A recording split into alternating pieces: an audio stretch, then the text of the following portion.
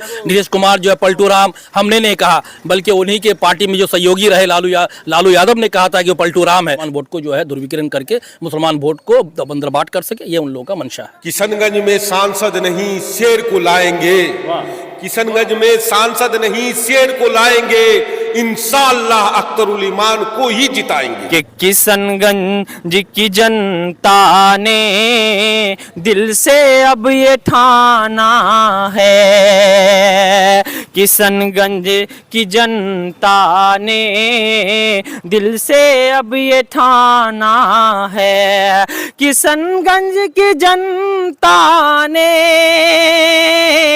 दिल से अब ये ठाना है, अख्तरुल ईमान को सांसद अब बनाना है। 2020 में जब चुनाव हुए थे, डामलबाड़ी हाट में उन्होंने कहा था कि नी मामू से काना मामू बेहतर, उन्होंने विधानसभा में बोला था।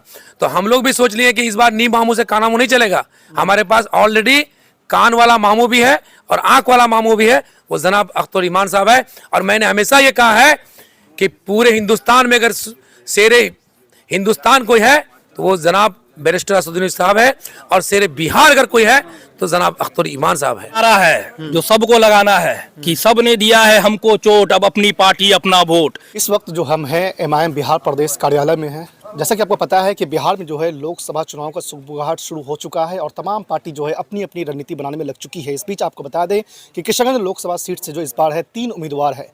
एमआईएम पहले घोषणा कर चुकी है कि यहाँ से एमआईएम के बिहार प्रदेश अध्यक्ष पूर्व विधायक अख्तरुल ईमान यहाँ से चुनाव लड़ेंगे। दूसरा आपको बता दें कि एनडीए से उम्मीदवार है मास्टर मुजाहिद, और तीसरा जो आपको बता दें वो कांग्रेस के वर्तमान सांसद है डॉक्टर जावेद आज़ाद। तो हम इसी बारे में बात करेंगे। यहाँ बहुत सारे कार्यकर्ता मौजूद है, जिम्मेदार लोग भी मौजूद है। बात करेंगे कि आने वाले चुनाव में किस तरह की तैयारी है और क्या लगता है कि इस दफ़ा जो है अख्तरुल ईमान जो है लोकसभा यानी सांसद के रूप में लोकसभा जाएंगे या नहीं जाएंगे। हमारे साथ शेख साबिर है बात करने के लिए। तो सबसे पहले आप बताइए कि क्या लगता है कि इस दफ़ा कितने चांसेस हैं और कितना परसेंटेज है कि इस दफ़ा जो है इमाम कामयाब होगी और अख्तरुल ईमान जो है इस बार लोकसभा जाएंगे चुन। इस बार जो है 99% चांस है अख्तरुल ईमान साहब का। पूरा हवा अख्तरुल ईमान साहब का बना हुआ है। हम शहर में काम कर रहे हैं, अभी पोठिया में भी काम कर रहे हैं। तमाम वार्ड्स में जो है हमारे वार्ड अध्यक्ष और तमाम बूथ लेवल की कमेटी बन चुकी है, और बूथ लेवल में जो है बूथ लेवल कमेटी भी बन चुकी है। हर वार्ड्स में जो है लोगों का यही मांग है कि जनाब अख्तरुल ईमान साहब को इस बार संसद भेजना है। क्या लगता है कि आपकी जो उम्मीदवार है इनका मुकाबला किनसे है, एनडीए के या फिर इंडिया से? देखिए, इनका कोई मुकाबला नहीं है, इनके पास भी कोई खड़े नहीं है। लोग कांग्रेस की हकीकत जानती है कि कांग्रेस ने क्या किया, 70-75 सालों में हम लोगों को क्या दिया। मुसलमानों का सिर्फ वोट लिया, मुसलमानों का इस्तेहसाल किया, इस्तेमाल किया, और उनके वोटों का जो है सिर्फ बाकी बंदरबाट किया, लेकिन कोई काम नहीं किया। मुसलमान की क़यादत खड़ी होती है तो इन सेकुलर पार्टियों के पेट में दर्द होता है, और मुसलमान की क़यादत को तोड़ने के लिए ये सामने आते हैं। दूसरी बात जो है, एक तरफ जो है जेडीयू है वो पूरी भाजपा है। Bhajpa is equal to JDU और भाजपा मिली हुई है। और भाजपा जिन्होंने जो है बाबरी मस्जिद की शहादत में हम रोल अदा किया है, उन लोगों ने, चाहे वो आरएसएस हो चाहे बजरंग दल हो, हम उन लोगों के साथ कभी खड़े नहीं हैं। जो बिल्किस बानो के रेपिस्ट हैं, हम उन लोगों के साथ कभी खड़े नहीं हैं। लोग कभी भी नहीं चाहेंगे कि भाजपा यहाँ से जीते, भाजपा के कोई भी सहयोगी दल यहाँ से जीते। क्या लगता है कौन सा ऐसा मुद्दा है जो जनता को लुभा पाएंगे आप? कौन सा मुद्दा निकले जा रहा है? बहुत सारे मुद्दे हैं। किशनगंज को आप देख लिए, सीमांचल में जिस तरीके से पूरे हिंदुस्तान के मैप में आप देखेंगे तो सीमांचल और किशनगंज खास तौर पर सबसे ज़्यादा पिछड़ा है, और इस पिछड़ेपन का इलाज इन सेकुलर पार्टियों के पास भी नहीं है, और इन पिछड़ेपन का इलाज जेडीयू के पास नहीं है।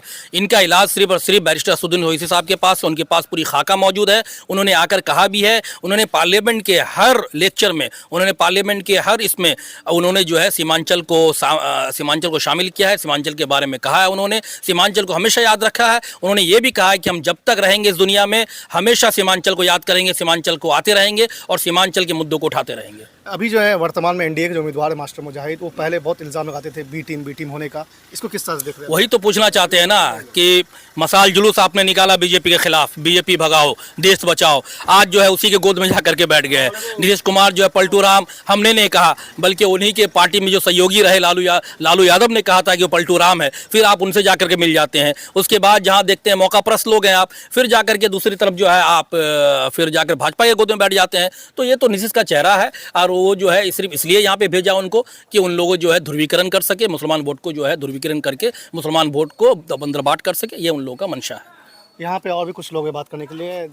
क्या नाम हो गया आपका? मेरा नाम मेहदी हुसैन है। मैं एक ही बात कहना चाहूंगा, हाँ बोलिए। किशनगंज में सांसद नहीं शेर को लाएंगे, किशनगंज में सांसद नहीं शेर को लाएंगे, इंशाअल्लाह अख्तरुल ईमान को ही जिताएंगे।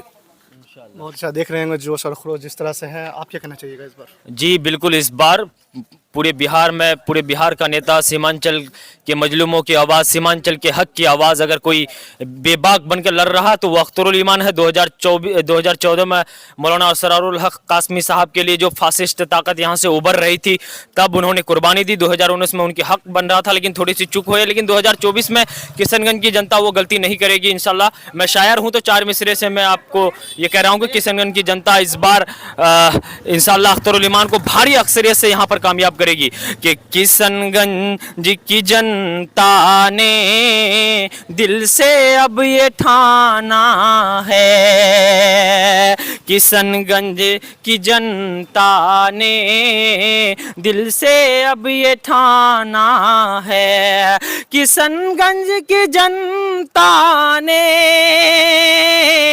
दिल से अब ये ठाना है, अख्तरुल ईमान को सांसद अब बनाना है। और बीजेपी और कांग्रेस से हमने लगातार धोखा खाया है।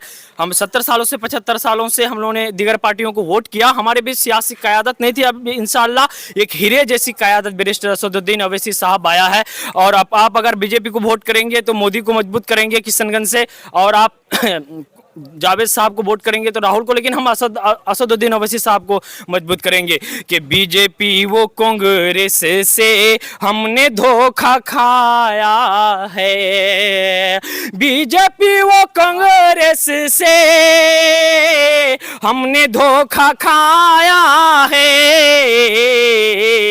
2024 में अख्तरुल ईमान को ही लाना है। और भी कुछ लोग हैं हमारे साथ बात करने के लिए। क्या लगता है इस दफ़ा जो चुनाव है, इस चुनाव में क्या चलेगा? एनडीए चलेगा, इंडिया चलेगा, या फिर एमआईएम? देखिए, अभी रात के 9 हो रहे हैं, 1 मिनट बाकी है।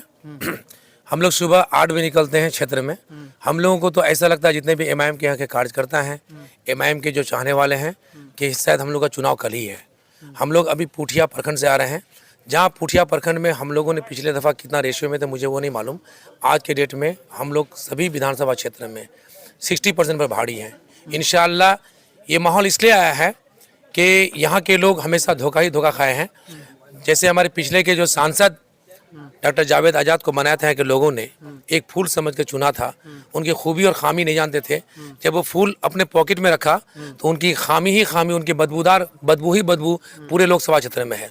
और एक तरफ यहाँ पर भाजपा के कैंडिडेट है, भाजपा के कैंडिडेट को हम लोग वोट देंगे नहीं। ये तमाम लोकसभा किशनगंज क्षेत्र के 6 विधानसभा के लोग, खा वो मर्द हो, औरत हो, नौजवान हो, जो 18 साल की उम्र में जो वोट देने का लायक हो, उनकी एक ही आवाज़ आ रहा है इस बार लोकसभा क्षेत्र से कि मेरा सांसद हमारा। मुख्य मुकाबला किसको देख रहे हैं आप? मुख्य मुकाबला हमारा किसी से नहीं सर। मैं तो बोला ना, पूरे लोकसभा में आप तो टीवी चैनल, यूट्यूब चैनल वाले हैं, आप तो खुद देखते हैं ना इलाका में। अभी 60% पर कोई नहीं है लोकसभा क्षेत्र में, सिर्फ अख्तरुल ईमान, एमआईएम, पतंग छाप है।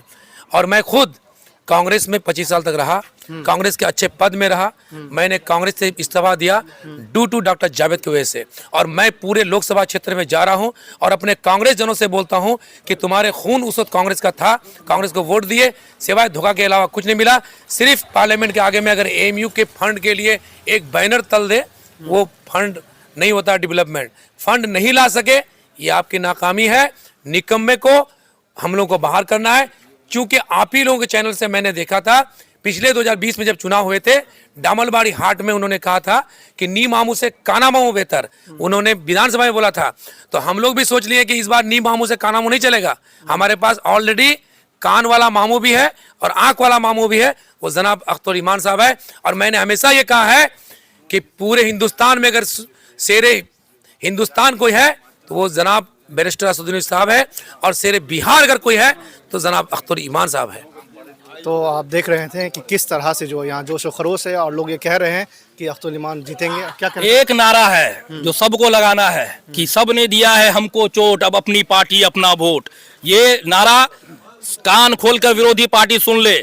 जो भी यहाँ पर किशनगंज में जितने भी हैं, जेडीयू हो चाहे कांग्रेस हो, जनता जान चुकी है JDU is equal to BJP है। और कांग्रेस ने 75 सालों में मुसलमान को क्या किया, मुसलमानों के साथ क्या इंसाफ की, ये पूरी जनता जान चुकी है। जनता जागरूक हो चुकी है। इस बार जनता सिर्फ और सिर्फ अख्तर ईमान के साथ है। तो आपने पूरा रिपोर्ट देखा होगा और अपना जो भी राय है आप कमेंट बॉक्स में रख सकते हैं। यहाँ तक अगर वीडियो देख लिए आप तो ज़रूर लाइक करें और चैनल को सब्सक्राइब करें।